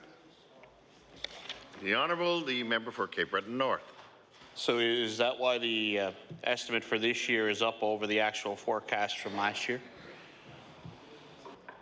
The Honourable, the Minister of Economic and Rural Development and Tourism. Thank you, Mr. Chair, and yes, that is correct. The Honourable, the member for Cape Breton North. The procurement staff was actually 5 less than the 2013 estimate, yet that again, the estimate for 2013-14 calls for an increase of 4. Do we need those extra 4 if we got by with 26 last time? Is that the same idea?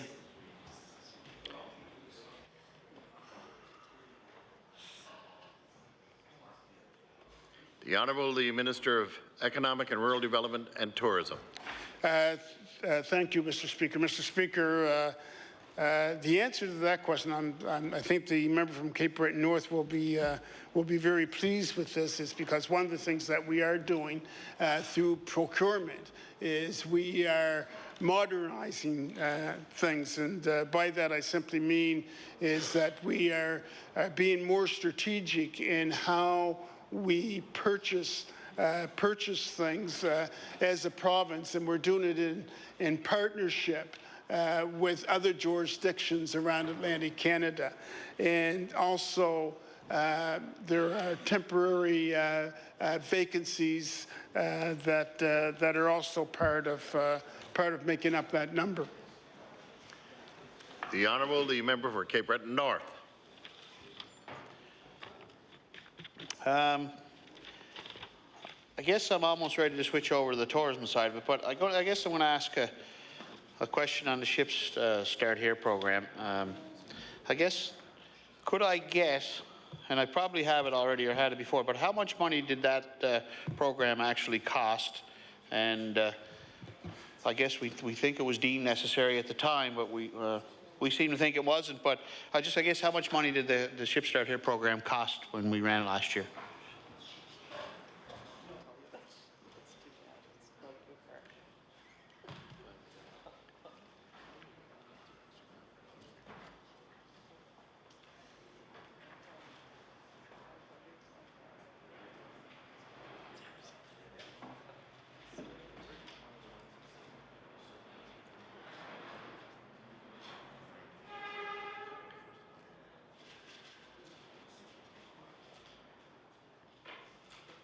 The Honourable, the Minister of Economic and Rural Development and Tourism.